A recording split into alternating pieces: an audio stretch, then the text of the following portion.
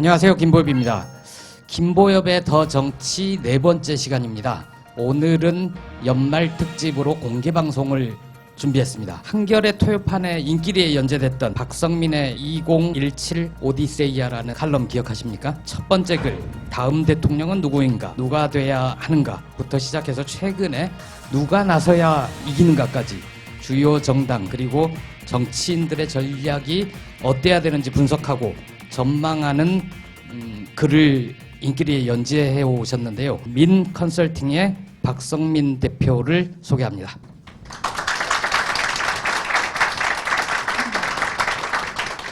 먼저 본격적인 토크를 시작하기 전에 정치 컨설팅 혹은 정치 컨설턴트라는 이름이 좀 생소하지 않으세요?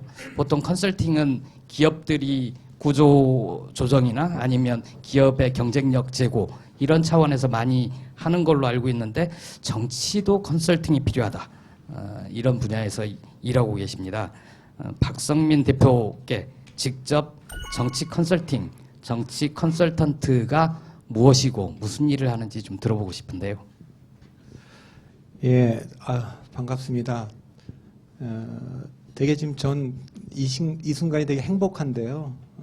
제가 신문에 글을 쓰고 이런 카페에서 이런 토크쇼 같은 거 하는 거가 제 인생에 굉장히 저는 그 행복감을 줍니다. 제가 어릴 때 집에서 이제 방영하는 미국 드라마가 있었는데 아들과 딸들이라고 하는 거 혹시 기억나시는 분들이 있을지 모르겠습니다. 그 집에 아이들이 8명이에요. 그러니까 딸이 7명이고 막내가 아들인데 그 집 아빠가 미국의 무슨 조그만 도시의 신문사에 조그만 신문사의 칼럼니스트예요. 그래서 마지막에는 그분이 이렇게 칼럼 쓰는 걸로 꼭 드라마를 끝냈던 기억이 있는데 제가 그걸 보면서 되게 부러웠어요. 난 나중에 커서 신문에 이렇게 글을 좀 써보는 거가 내 평생의 소원이다. 그래서 그럼 신문 기자를 하지 그러셨어요? 칼럼니스트 딱 그거 하고 싶었어요. 제가 그래서 제가 뭐 방송도 나가고 또 책도 내고 또 정치인들 컨설팅도 하지만 저한테 제일 행복감 주는 거는 이렇게 그 일간지에다가 칼럼을 쓰는 겁니다. 그래서 그 소원을 더군다나 한겨레 신문에 꼭 한번 써보고 싶었어요. 근데 그 주말판이라고 그러면서 30매를 써서 보내라 그랬는데 30매가 힘들더라고요. 그 굉장히. 그래서 그냥 보통 일간지에 쓰는 칼럼들은 한 10매나 12매이기 때문에 컨셉만 갖고 쓸 수가 있는데 이 30매는 약간 스토리가 있어요. 내러티브가 있어야 되기 때문에 생각보다 좀 쉽지 않았습니다. 근데 어쨌든 25번을 다 쓰고 이 자리에 나와서 이렇게 그 토크쇼 하게 돼서 너무 한겨레 신문에 감사를 좀 드립니다. 제가 정치 컨설팅을 한다, 정치 컨설턴트를 한다 이렇게 하는 것은 상대적으로 제가 두 가지 그 저에 대한 호칭에 대해서 그걸 거부하기 위한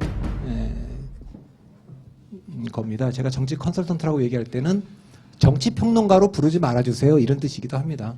정치 평론가란 말을 많이 쓰는데 모르겠어요. 제가 생각하기엔 평론이라고 하는 것은 이미 만들어진 것, 이미 만들어진 거라는 건 뭐 음악이나 미술이나 문학이나 영화나 음식이나 건축이나 이런 거에 대해서 주관적으로 평하는 것.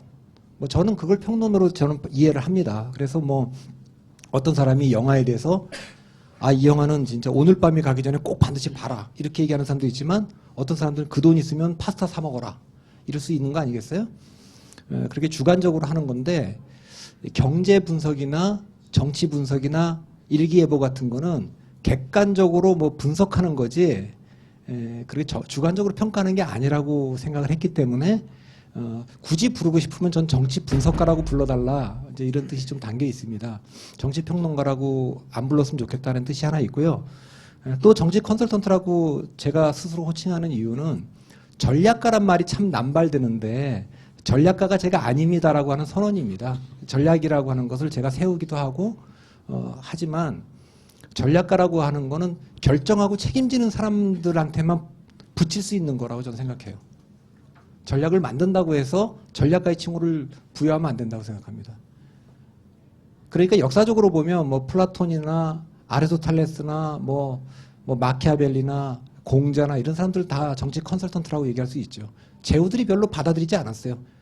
뭐 이렇게 하는 게 어떻겠냐고 자기 나름대로 그냥 제안을 했지만 받아들인 것도 있고 뭐 받아들이지 않은 것도 있고. 역사적으로 보면 그런 면에서 전략가라고 하는 건 제갈공명 같은 사람일 겁니다. 그러니까 유비가 찾아와서 삼고초려할 때 왜 삼고초려했을까? 나이 어린 그 제갈공명이 내가 전쟁을 언제 할지, 누구를 내보낼지 모든 결정을 내가 한다. 그거에 동의하면 이 계약서 쓰고 사인하고 나 아니면 난 안 간다. 아마 그래서 이제 그 시간을 많이 끌었던 것 같은데 실제 그렇게 했죠. 제갈공명은 마지막까지도 다 자기가 결정을 했으니까. 근데 제가 정치에서 컨설턴트라고 얘기하는 건 정치인들한테 제가 선택할 수 있도록 그 전략을 드리지만 결정은 제가 하지 않습니다. 그러니까 전략가라고 부르지 말라는 뜻이기도 합니다. 제가 정치 컨설팅을 한다고 뭐 말은 이렇게 돼 있는데 솔직하게는 뭐 정치인들한테 컨설팅을 받는 거죠. 한 10% 컨설팅하고 90%는 정치인들한테 제가 컨설팅을 받고요. 그리고 우리가 정치 컨설턴트가 하는 일이 이제 캠페인에서 선거 같은 데서 승리를 위해서 돕지만 솔직히 말씀드리면 우리가 안 될 사람 되게 만들 재주가 없습니다. 최대한 있는 재주가 될 사람 안 떨어뜨리는 정도 재주. 그래서 정치 컨설턴트 최고의 자질은 줄 잘 쓰는 거다. 그런 말이 좀 있습니다. 제가 사실 방청객 입장은 아니나 좀 박상민 대표께 꼭 여쭤보고 싶은 게 있어서 개인적으로 궁금해서요. 그 한 박상민 대표님을 한 두어 번 제가 뵙거나 전화 통화는 좀 여러 번 했었는데 굉장히 미스테리맨이에요. 지금도 정치 컨설턴트가 뭐냐고 했을 때 굉장히 멋지게 이야기를 해주셨는데 보면 박상민 대표님은 본인에 대해서 영화를 1년에 200편 보고 뭐 커피를 좋아하고 이런 어떤 취향으로 이렇게 설명하시는 근사한 분이거든요. 근데 여기 오기 전에 아까 여기 대기실에서 저한테 응팔 세대냐고 물어보셨어요. 그래서 나이를 물어보셔서 저도 좀 한국 사회에서 후진 질문이긴 하나 몇 살이시고 그리고 고향은 어디시며 학교에서 무얼 공부하셨기에 정치 컨설턴트가 될 수 있었는지 그걸 좀 궁금합니다. 제가 저 개인에 대해서는 얘기 잘 안 하는데 한국 사회가 굉장히 뭐 어디서 태어났느냐 뭐 이런 거 저런 거 가지고 이렇게 사람을 나누잖아요. 그러니까 제가 이 컨설팅 하는데 그런 게 도움이 안 돼요. 상대방한테 불필요한 그 선입견이나 편견을 주니까. 그래서 제가 그거에 대해서는 제가 거의 가급적 말을 하지 않습니다. 그러니까 지금 물어보셨지만 제가 그건 말할 일 없죠. 신비주의 전략으로. 아니 그리고 여긴 청문회가 아니기 때문에 말씀 안 하셔도 돼요. 그건 약간 속물적인 질문 하나 보충. 자본주의 사회에서 이제 먹고 사셔야 되는데 네. 컨설팅을 해서 돈을 얼마나 버시는지 성공 보수 같은 거 봤나요? 그런 것도 없어요. 저는 정말 제 고객을 정말 너무 존경합니다. 제가 처음에 이 일을 시작할 때 한국에서 도대체 정치인들이 컨설팅 받고 돈을 내겠느냐. 누가 그 돈을 내겠어요. 근데 제가 그렇게 생각을 했어요. 나는 이게 돈을 받고 컨설팅을 해야겠다. 그렇게 생각을 했는데 그래서 꼭 아무것도 없이 빈털터리인데도 제가 꼭 세 가지는 물어요. 첫 번째, 제가 필요하냐? 그러니까 필요하지 않는데 저 쓰지 말라. 꼭 필요하다고 곰곰이 생각해 보시고 필요하면 같이 일하시고 아니면 다른 분이 더 잘할 것 같으면 다른 분이랑 하는 게 좋겠다. 이게 물어봐요. 두 번째는 신뢰할 수 있느냐? 당신하고 나하고 나눈 대화를 내가 죽기까지 내가 얘기하지 않는다. 저는 그래서 어떤 캠페인에 참여하고 어떤 정치인한테 뭐라 얘기하는 걸 되게 싫어합니다. 그게 내 고객과의 내 신뢰라고 생각해요. 그러니까 하여튼 그 캠페인을 위해서 내가 알아야 될 것들이 많은데 그걸 다 얘기해줘도 괜찮다. 나한테는 얘기해줘도 내가 그건 내가 지킨다. 그러니까 그런 걸 두 번째로 물어보고요. 세 번째는 제가 이게 비즈니스로 하는 거니까 거기 합당한 돈을 낼 수 있느냐. 이제 그건 꼭 물어봐요. 근데 누가 그러더라고요. 이 일을 제가 25년 됐거든요. 금년이. 25년 회사를 만들어 갖고 이렇게 브랜드를 만들었는데 돈을 이렇게 하나도 못 번 거에 대해서 불가사의하다고. 그런데 그분이 그러면 보통 망해야 되는데 망하지 않은 건 더 불가사의하다고. 그래서 제가 이 사업이 망하기도 어렵게 돼 있다 그랬어요. 2년에 한 번씩 선거를 하기 때문에 망하기도 어렵게 돼 있어요. 그래서 돈은 못 벌었고요. 하나도. 그냥 이건 진짜입니다. 근데 뭐 이렇게 찌라시 같은 데 보면 뭐 돈을 많이 받고 뭘 한다. 이게 거의 저와 관련돼서 찌라시에 혹시라도 도는 게 있으면 거의 거짓말이에요. 사실과 다릅니다. 몇 년생인지 어디 출신인지 그리고 얼마를 버는지 아무것도 답변을 하지 않으셨고요. 바둑을 혹시 두시는지 모르겠는데 보통 훈수를 두다 보면 야 내가 해도 저거보다 낫겠다 이런 생각 들잖아요. 근데 직접 이 전략을 짜고 이렇게 하면 이길 것 같다라고 하는데 직접 정치를 해보고 싶은 생각은 한 번도 안 하셨나요? 한 번도 해본 적이 없어요. 저는 지금 정치에 대해서만 제가 안 어울린다고 생각한 게 아니라 이런 정치 캠페인 쪽에도 제가 자질이 있다고 생각을 안 했어요. 그리고 이걸 이렇게 오래 한다고 생각을 못 했어요. 제가 91년에 회사를 만들었는데 몇 년 하고 그만둘 거라고 생각을 했어요. 그러니까 이삿짐 싸놓고 조만간 이사 간다고 했는데 25년째 이사를 못 간 상황인 거예요, 지금. 저는 벌지도 못하고 벌지도 못하고 망하지도 떠나지도 않고. 못하고 그냥 묶여 있는 상황이에요, 그냥. 알겠습니다. 개인 신상 털기는 여기까지 하고요.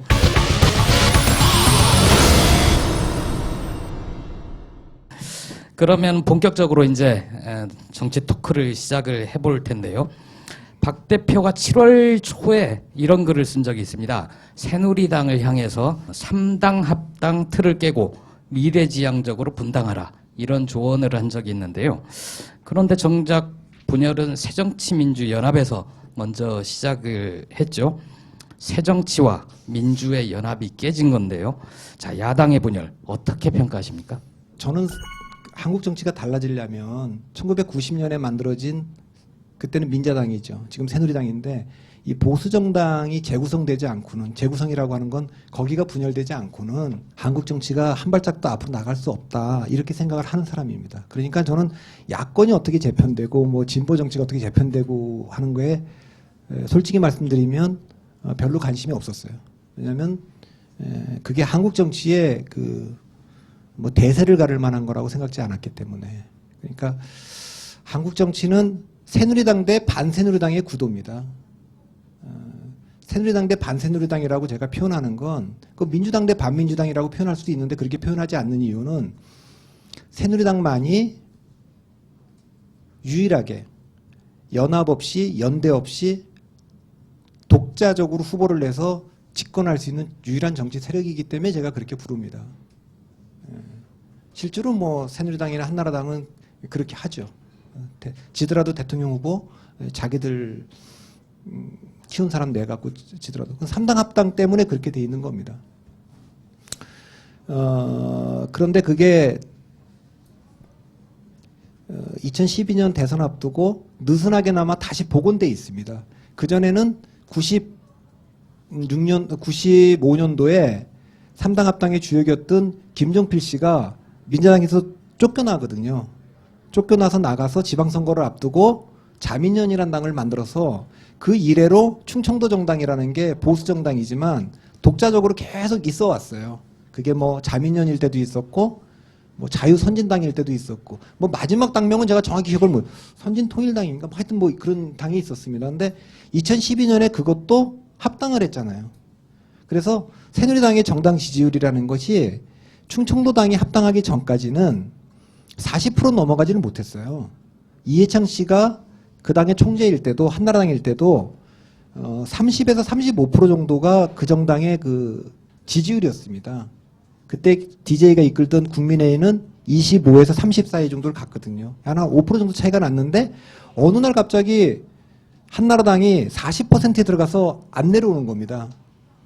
두 가지 이유가 있는데 하나는 충청도가 그리 붙은 게 하나가 있고 두 번째는 나이 드신 한 60대 이상 되신 분들이 압도적으로 지금 그 새누리당을 지지하는 이 두 가지 이유 때문에 40%가 넘어갔기 때문에 이 3당 합당 구조가 깨져야 저는 한국 정치 변화가 시작된다고 해서 새누리당이 차제에 좀 거기 또 원래 민주계하고 민정계가 손잡았던 거니까 좀 갈라서는 게 어떻겠냐라고 하는 그 제가 희망을 이제 밝힌 거죠. 근데 제가 이게 미래를 전망하거나 예측하는 능력이 굉장히 떨어지는 사람입니다. 그래서 제가 예상하는 대로 되는 게 거의 없어요. 그러니까 그것도 이제 그렇게 주문했는데 잘 안 됐고 야당은 저는 지금 안철수가 탈당한다는 건 저는 상상도 못했어요. 그러니까 전 지금도 왜 안철수 의원은 탈당했을까? 또 더 이해 안 되는 건 왜 문재인 대표는 안철수 탈당을 끝까지 안 잡았을까? 그게 저 궁금한 겁니다. 저도. 그리고 야당이 이렇게 분열되면 제 눈에는 총선에서 승리하기가 쉽지 않은데 그게 약간 산수 같은 건데 왜 이걸 분열을 하고 태연하게 그냥 제 갈 길대로 가고 있는지 오히려 제가 좀 묻고 싶은 겁니다. 그러니까 저는 이 상황에 대해서 예상을 못했고 예상을 했던 최선의 그림은 뭐였냐면 비주류나 뭐 중도파들도 문재인 대표한테 책임을 지고 조금 사퇴하라, 이성사퇴하라 이런 주장들은 있었는데 제가 이렇게 쭉 조사를 해보면 지금 야권 지지층들 중에서 가장 그 두터운 지지층들이 노무현 대통령 지지하는 분들이 제일 많아요. 그래서 전국적으로 저희가 이렇게 조사를 이런 걸 하거든요. 김대중, 노무현, 이명박, 박근혜 요 순서대로 대통령 됐지 않습니까? 이렇게 불러주고 어느 대통령을 좋아하십니까? 물어보면 제일 많은 숫자가 노무현 그리고 거의 비슷하고 차이 안 나지만 박근혜 그다음에 김대중, 이명박 이렇게 나와요. 그래서 지방선거 이후에는 김대중, 노무현의 합이 이명박, 박근혜보다 높게 나옵니다. 이제 정당 지지율은 예를 들어서 새누리당이 40%고 뭐 새정치민주연합이 한 22%다 이렇게 나오지만 이렇게 투표가 진행되지는 않아요.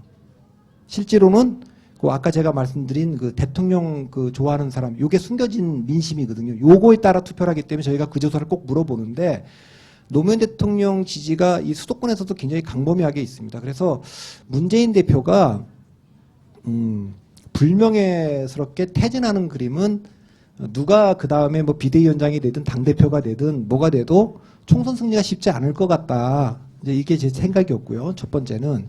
그러니까 문재인 대표가 그대로 있는 게 좋겠다. 그리고 중도파나 비노가 문재인 대표를 끌어내릴 만큼의 힘이 없다.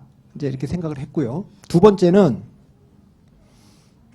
문재인 대표도 당 대표긴 하지만 자기의 혁신 프로그램을 가지고 비주류를 갖다가 쳐내면서 뭐 20%를 갖다가 뭐 선출직 평가해갖고 잘라내겠다. 뭐 이렇게 하면서 돌파하기에는 제 판단은 조금 힘이 모자라는 거 아니냐 이런 판단을 했습니다.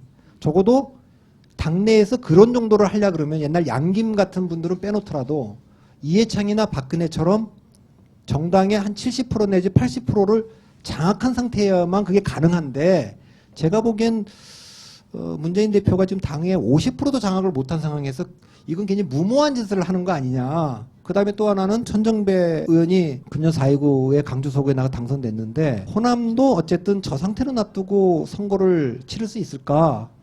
그랬기 때문에 제가 생각했던 그림은 마지막에 극적으로 문재인과 안철수가 손을 잡고 무난 비대위를 만들어서 그럼 뭐 마지막까지도 그 가능성은 있었다고 봐요. 무난 비대위를 만들어서 두 사람이 오히려 그 에너지를 가지고 에너지라는 건 그 안철수 의원이 탈당하기 전날 수도권의 의원들이 다 두 사람이 비대위를 만든다면 우리 공천까지 다 위임할 테니 두 분이 알아서 해라. 이 에너지를 가지고 오히려 강력하게 혁신 드라이브를 걸었다면 저는 한번 해볼 만한 게 아니었을까 이런 생각을 했는데 결론이 좀 제가 보기엔 좀 이상하게 나 있는 것 같아요.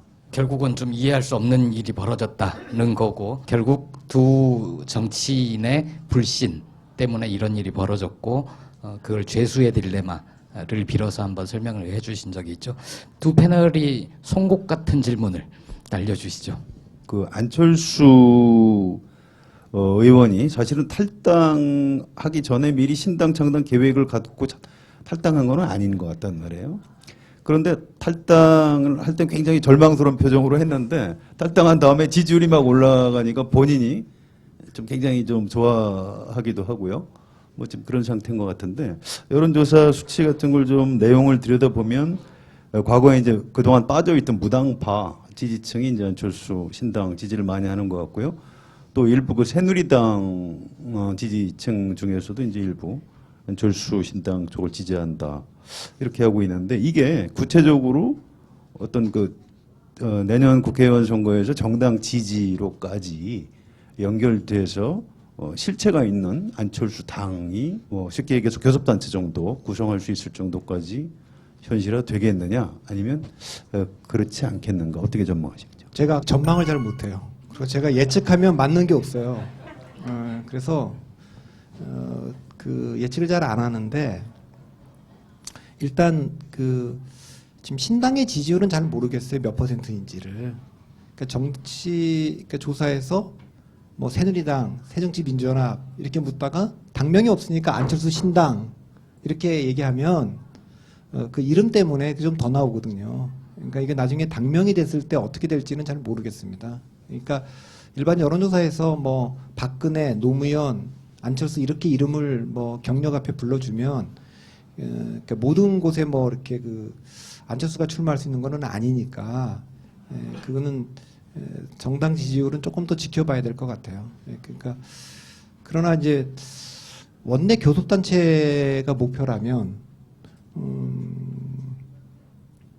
그게 목표일 리가 없을 텐데 그보단 더 높을 텐데 원내 교섭단체가 의미 있는 거는 어쨌든 모든 결정에 참여하는 거니까요.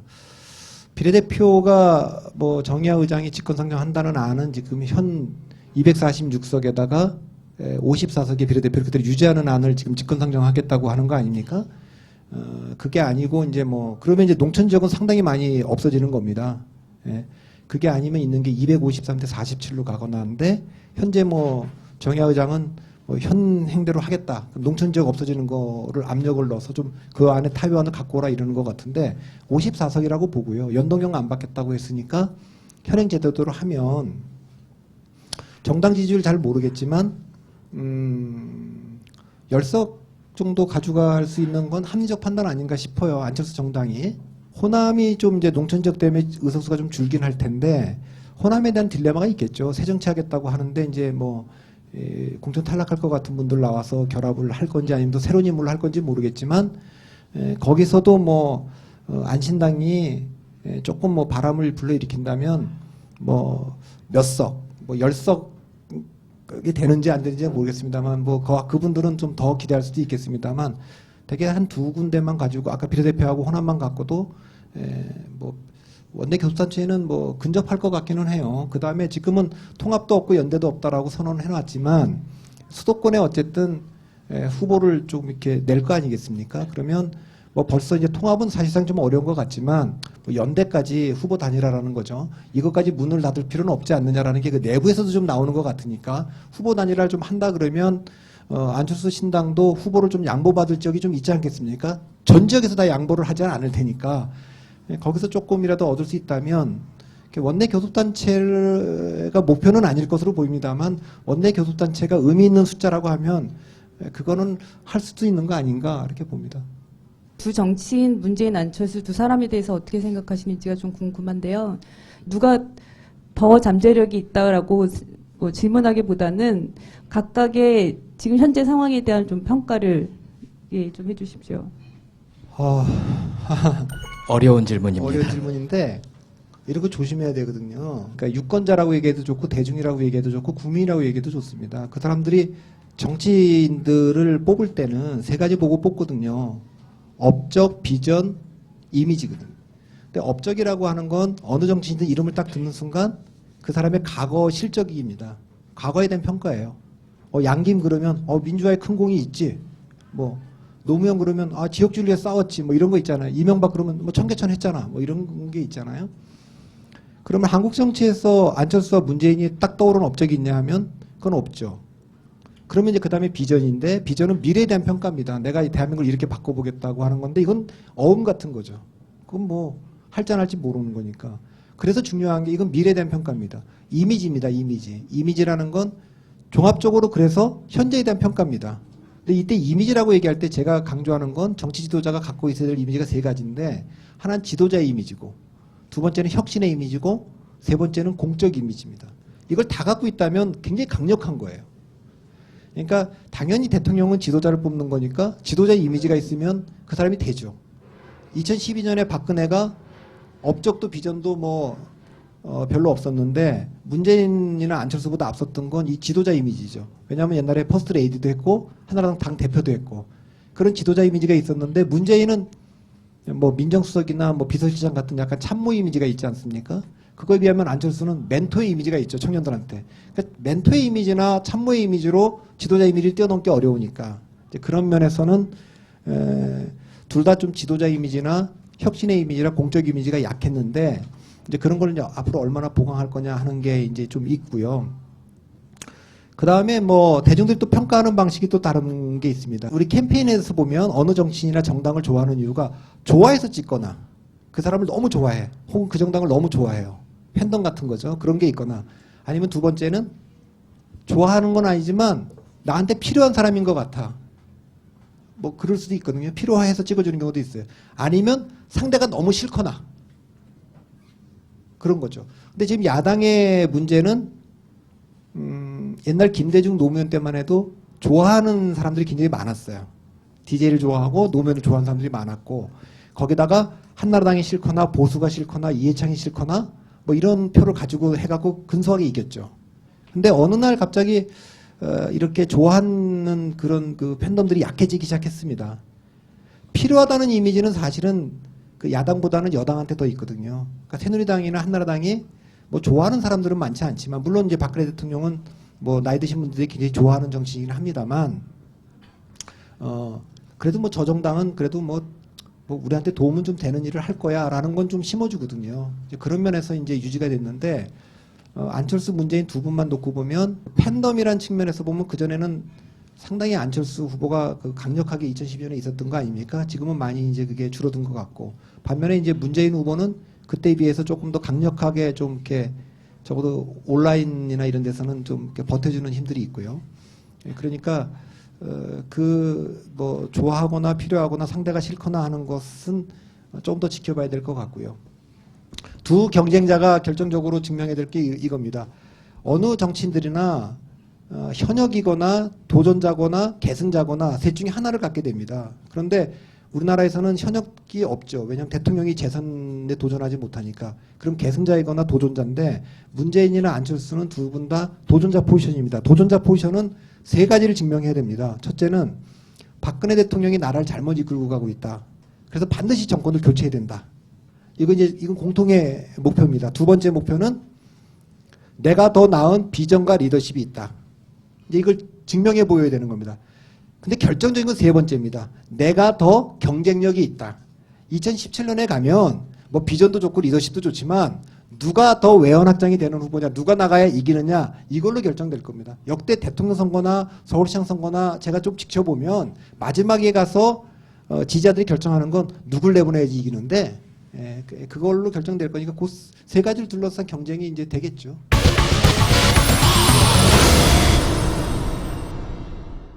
(2015년) 정치 분야 뉴스에서 빠질 수 없는 게 또 있죠. 새누리당에서 유승민 새누리당 원내대표의 사퇴입니다. 박 대표는 이에 대해서 유승민의 숙청이란 표현을 쓴 적이 있는데요. 국회법 개정안 거부권 전국에서 박근혜 대통령과 맞섰다가 이런 말을 하고 유유히 사라졌죠. 정치 생명을 걸고 대한민국은 민주공화국임을 천명한 우리 헌법 1조 1항의 지엄한 가치를 지키고 싶었다. 아직도 불편한 관계가 이어지고 있는 것 같고요. 박 대표는 이 유승민이 단기적으로는 졌지만 장기적으로 보면 개혁적 보수의 상징으로 부상했다. 이렇게 평가를 했었거든요. 자세히 좀 들어보죠. 제가 잘못 보는지는 모르지만 한국에서는 대통령이 5년 단임이기 때문에 다른 정당으로 당이 다른 정당으로 넘어가는 건 뭐 말할 것도 없이 명백히 정권 교체라고 얘기를 하죠. 김영삼에서 김대중 뭐 이렇게 넘어가거나 노무현에서 뭐 이명박 넘어가는 건 정권 교체라고 하지만 같은 당에서 대통령이 바뀌는 경우도 속성으로 좀 들여다보면 정권 교체의 성격이 좀 다 있습니다. 그러니까는 뭐 전두환에서 노태우도 약간 긴장과 갈등 속에 넘어갔고 노태우에서 김영삼도 굉장한 그 긴장과 갈등 속에서 넘어갔고요. 대통령은 되지 못했습니다만 김영삼과 이해창의 관계도 긴장과 갈등의 관계였습니다. 물론 이제 김대중과 노무현의 관계도 역시 그렇습니다. 뭐 역시 거기도 대통령은 못됐습니다만 노무현과 정동영의 관계도 그렇죠. 그리고 이명박과 박근혜의 관계도 좀 그렇다고 봅니다.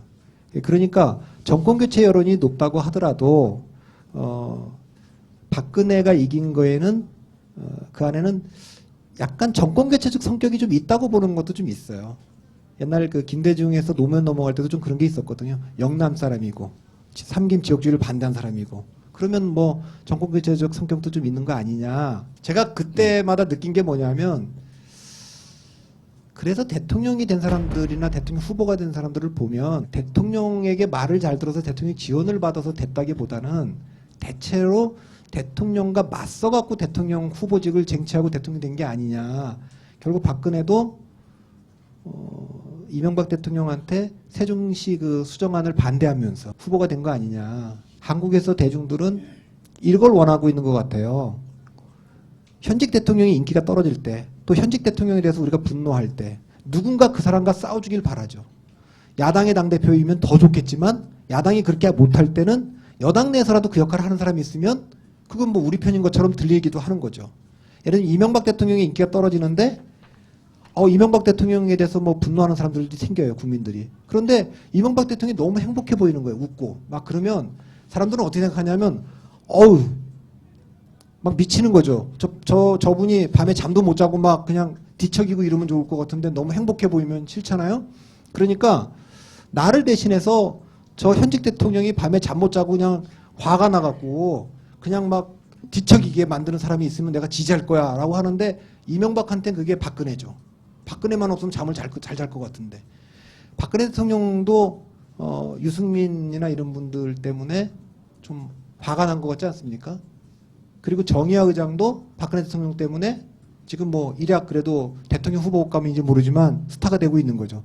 대통령하고 대척점에 있음으로써 그분들이 그 가능성을 지금 갖게 되는 그런 거. 한국 대통령 선거는 역시 제가 보기에는 정권교체적 성격이 있기 때문에 대통령하고 맞서는 사람들을 국민들이 지도자로 인정하는 그런 흐름이 있는 것 같아요.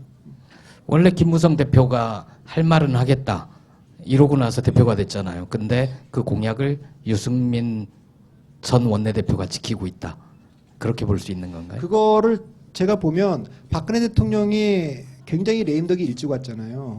작년에 그 청와대 문건 유출 사건 났을 때 지지율이 29%까지 떨어졌어요. 굉장히 떨어졌는데 레임덕이 오면 보통 세 가지 징후가 나타납니다. 첫째는 자기가 원하는 사람을 간철시키지 못해요.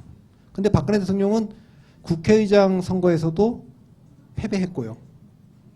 그때 뭐 이제 항우여 전 당대표를 밀었다는 실제 그런지 모르지만 정의화 의장이 당선될 때 101표를 얻었어요.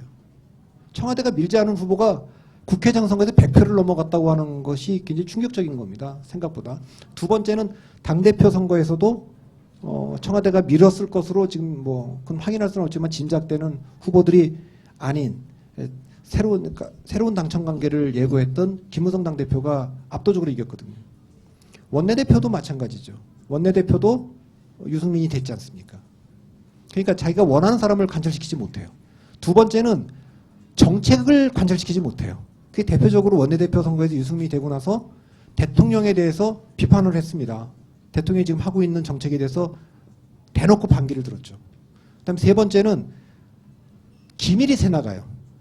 왜냐하면 권력기관들이 검찰이나 국정원이나 경찰이나 국세청이나 갖고 있던 자료들이 굉장히 예민해갖고 이 대통령의 힘이 좀 빠졌구나 싶을 때 또 그 다음 정권을 향한 줄서기를 하기 때문에 이게 현직 대통령이 굉장히 강력한 권력을 갖고 있으면 외부로 잘 안 나가는데 균열이 보이면 이게 탁 튀어나가거든요. 작년에 저는 문건 유출 사건을 그렇게 좀 봤습니다. 그게 뭐 그냥 나가갖고 막 그냥 일간지까지 흘러들어가고 한바탕 큰 홍역을 치렀기 때문에 대통령이 굉장히 위험한 레임덕에 빠진 징후로 보였는데 국회법 개정안 때 제가 날짜는 정확히 기억이 못합니다만 5월 초로 기억하는데 국회법 개정안과 관련해 갖고 처음에 그 야당이 그때 공무원 연금 개혁과 관련해 갖고 국민연금 개혁안을 붙여서 왔잖아요. 네. 그때만 하더라도 사실 청와대가 힘이 딸리고 있을 때예요. 김무성, 유승민 체제로 거의 권력이 넘어가 있는 상태고 그 청와대 문건 유출 사건 때 뭐 KY라 그래갖고 소위 말해서 김무성과 유승민이 모든 걸 다 장악했다 이렇게 해석되던 때니까 아마 첫 번째 그 공무원 연금안을 통과시키기로 했던 날 국회법 개정안이죠. 그걸 통과시켰다면 5월 6일 날인가를 제가 기억하고 있는데 그랬다면 아마 청와대의 그 박근혜 대통령 힘은 더 빠지면 사람들은 야 김무성 유승민으로 완전히 진짜 권력이 넘어갔구나 하고 급속도로 아마 그 권력이 이동했을 것 같은데 그날 무슨 일인지 몰라도 김무성 대표가 그 의원총회에서 하여튼 그 청와대의 얘기를 듣고 그날 처리하지 않죠. 그리고 그 사이에 무슨 일이 벌어졌냐면 야당에서는 원내대표가 바뀌었습니다. 이종걸 원내대표로 바뀌었고 청와대에서는 정무수석이 조윤선 정무수석이 그만뒀어요. 그 다음에 국회법 개정안이 붙어온 거죠. 그 네. 단계에서. 그 단계가 붙어왔는데 이 문제를 처리하는 과정에서 이제 청와대가 6월 25일 날인가요? 대통령이 이제 배신의 정치 얘기하면서 유승민에 대한 강한 비판을 해서 결국 문제가 되는데 첫 번째는 처음에 그 공무원연금만을 왔을 때 그때 통과시켰다면 저는 김무성 대표한테로 힘이 더 쏠렸을 거라고 보고 그때 못했다면 두 번째 국회법 개정안 파동 때 6월 25일 날 청와대가 그렇게 얘기를 했지만 만일에 김무성 대표가 아니 이거는 국회법 개정안은 원내대표 책임이 분명히 있다. 대통령이 지적하신 건 말씀도 다 옳은데 이건 뭐 최고위원들 우리 모두가 다 동의 있기 때문에 우리가 그 자유투표에 맡겨갖고 압도적인 다수로 통과시킨 거다. 유승민 원내대표가 책임이 있다면 우리 지도부도 책임이 있기 때문에 만일 유승민 대표가 그만둬야 된다면 우리 지도부가 총사퇴하는 게 맞다. 이렇게 버텼다면 진짜 그 새로운 당청 관계가 오고 될지 모르는데 그때 이제 꺾였지 않습니까? 그러면서 이제 대통령이 다시 이제 힘을 회복했고 그 다음에 8월 달인가요? 저 북한하고 대치 국면에서 대통령이 힘을 좀 얻으면서 이제 지금까지 온 거죠. 유승민 의원 개인에 대한 평가를 여쭤보고 싶지는 않고요. 이런 게 좀 관심입니다. 그러니까 이게 정치라는 게 누가 옳으냐 이걸 가리는 게 아닌 것 같아요. 결과적으로 누가 이겼느냐 선거에서 그럼 그 이긴 사람이 선이 되고 진 사람은 이제 악처럼 되고 이게 이제 정치의 특징인데 특히 지금 새누리당에서 보면 누가 봐도 박근혜 대통령하고 유승민 뭐 아까 정의화 김무성 이런 사람들하고 당 쪽이 옳은 것 같은데 결과적으로 그쪽이 무릎을 꿇고 박근혜 대통령이 선이 되고 뭐 이제 이런 현상이 계속 반복되고 있거든요. 근데 이게 우리나라만 꼭 그런 것 같지는 않고 다른 나라에서도 미국 정치에서도 보면 증오와 배제의 정치가 승리를 하고 교과서에는 뭐 타협과 뭐 대화의 정치 이런 걸 해야 된다고 하지만 현실 정치는 그렇지 않은 것 같은데 이게 정치가 본질적으로 갖고 있는 속성인지 아니면 우리나라가 미국 정치에서 좀 잘못 배운 그 일시적인 과도기의 어떤 잘못된 이런 현상인지 어떻게 보십니까? 이거는 약간 이건 뭐 제가 이런 말을 하면 이제 욕을 먹을 수가 있기 때문에 조심하는데 욕 먹을 각오를 얘기를 하면 전 정치는 좋은 사람이 하면 안 된다고 생각하는 강한 사람이 해야 된다.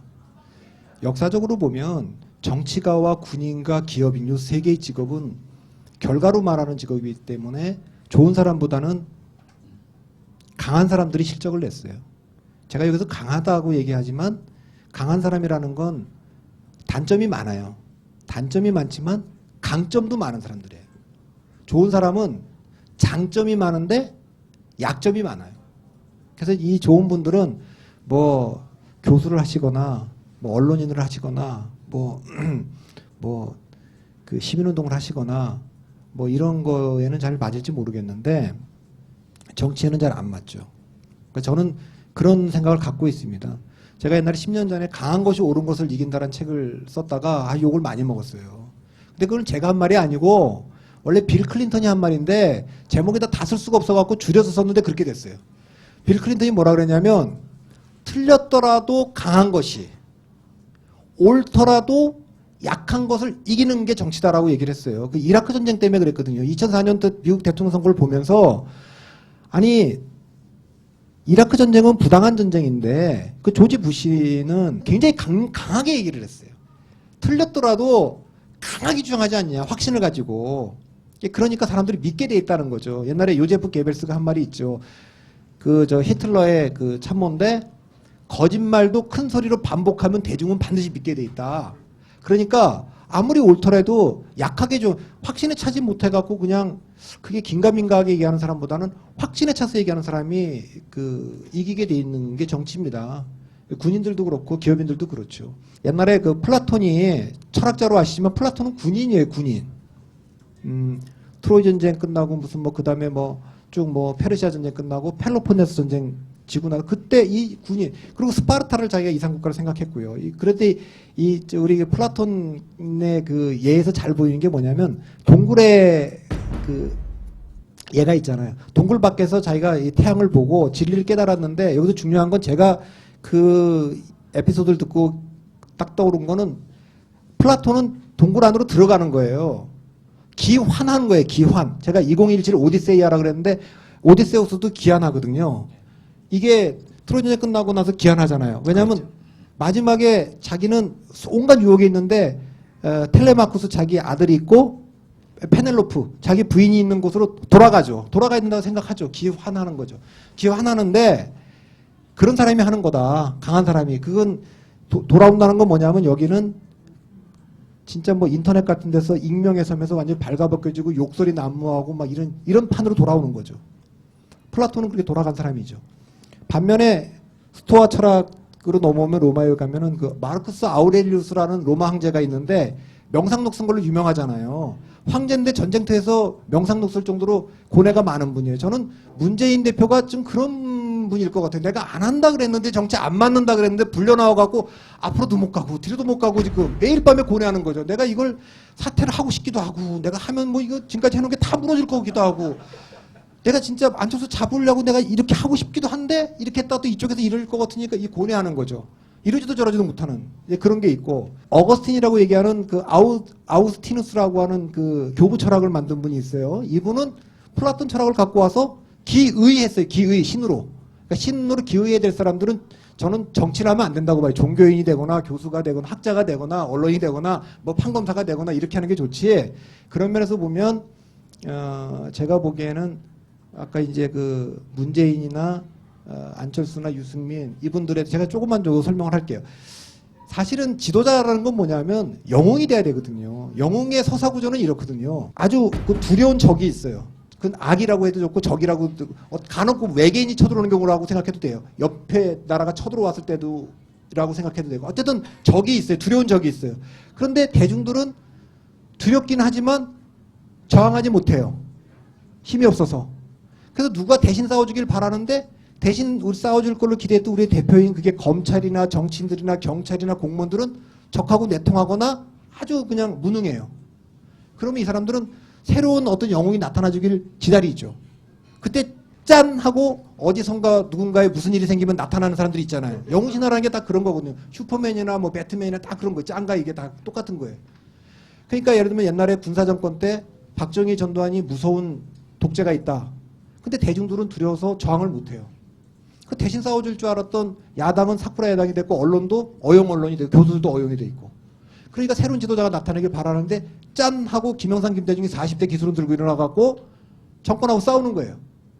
그리고 함께 손잡고 87 6월에 독재 정권을 무너뜨려요. 그러면 그 사람들이 영웅이 되는 거예요. 그러면 그 영웅이 그 다음에는 좀 흠이 생겨도 잘 안 변해요. 따라가 주죠. 왜? 우리가 그토록 원했던 걸 해결해 준 사람이니까. 자, 문재인이든 안철수든 유승민이든 해야 될 일은 뭐냐 하면 지금 대중들이 분노를 느끼고 있는 어떤 것에 대해서 저항해서 뭘 풀어줘야 되는 거예요. 그런데 이분들이 아직까지 지도자가 아닌 것은 그런 싸움을 해본 적이 없는 거죠. 좀 더 지켜보자고 얘기하는 건 이거예요. 영웅이 세 가지 유형이 있습니다. 양김처럼 짠 하고 나타나갖고 해결한 분들도 있어요. 두 번째는 싸우다 죽어.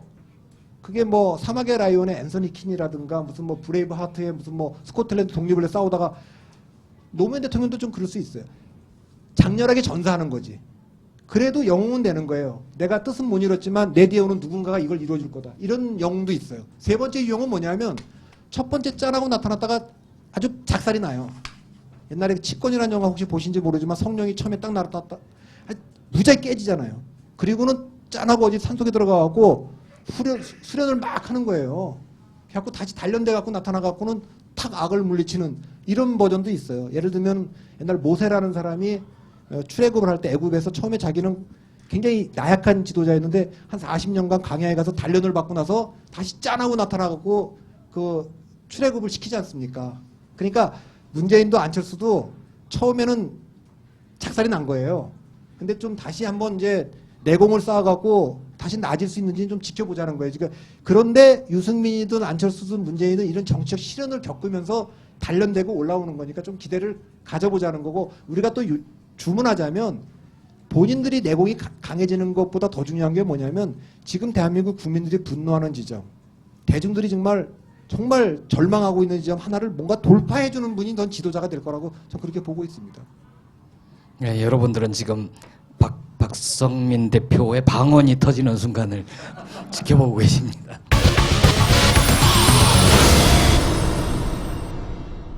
(2015년) 이 문제를 빠뜨리고 갈 수가 없죠. 국정화의 늪인데요.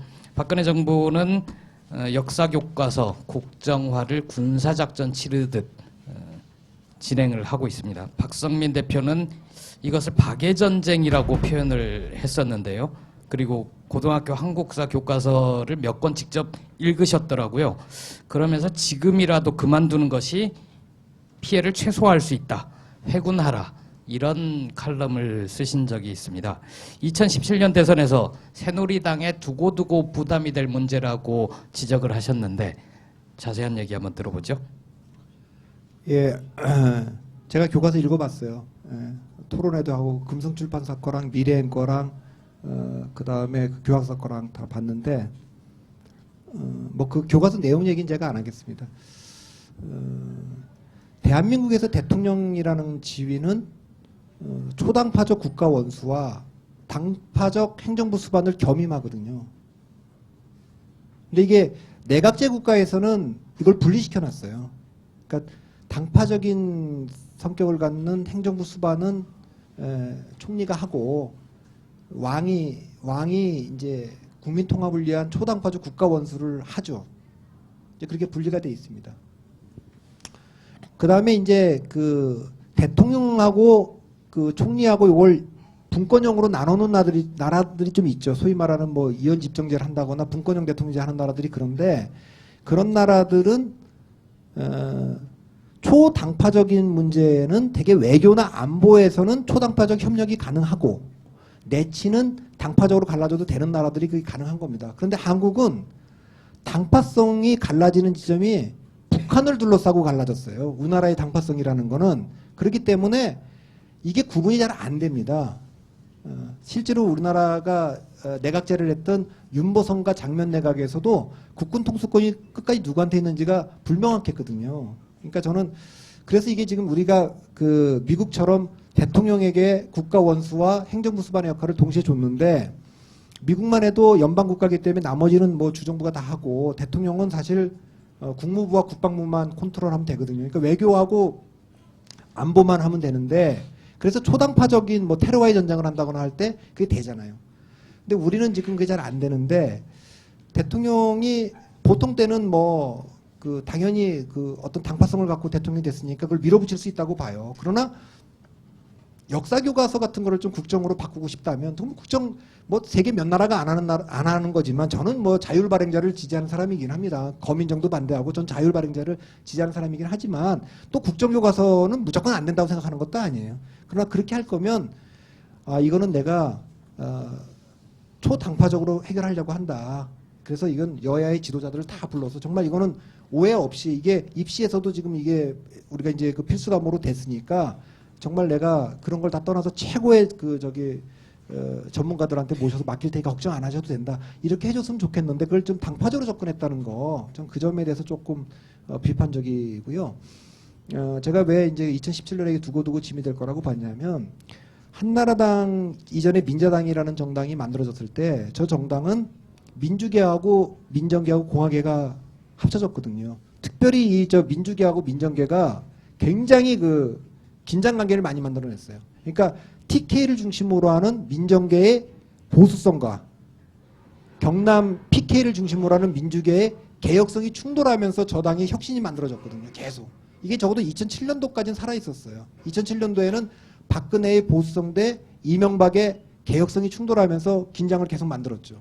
그래서 저 정당은 이해창이 있을 때도 개혁적 목소리가 항상 있던 정당입니다. 그런데 2008년도부터 그 개혁성이 소멸되기 시작해갖고 금년에 유승민의 그 숙청에 이르기까지 국정교과서까지 한 길로 쭉 굉장히 그 어떤 분들은 그걸 구구적이라고 얘기하는 분도 있고 어떤 분은 그걸 수구적이라고 얘기하는 분도 있고 뭐 좋게 말하더라도 어쨌든 보수 쪽으로 쭉 갔기 때문에 상당히 그 개혁적인 표, 그러니까 새누리당을 지지한다고 얘기하지만 이런 지금 박근혜 대통령의 행보에 동의하지 않는 사람들이 표가 지금 떠 있는 거죠. 그 틈에 이제 안철수가 나갔기 때문에 이제 지지자들이 옮겨오는데 저는 그런 면에서 보면 정치 세력은 외연을 확장하고 지지 기반을 넓히면 살고 지지 기반을 좁히면 예외 없이 다 죽었어요. 그건 예외가 없습니다. 당연하잖아요. 지지 기반을 넓히면 그건 당연히 사는 거고 지지 기반을 좁히면 죽는 거지. 그래서 지금 박근혜 대통령의 그런 행보가 지지 기반을 좀 좁히는 길이다. 저는 그렇게 보고 있습니다. 이 이슈는 이미 정리가 된 것 같아요. 좀 보수 성향의 정치인들한테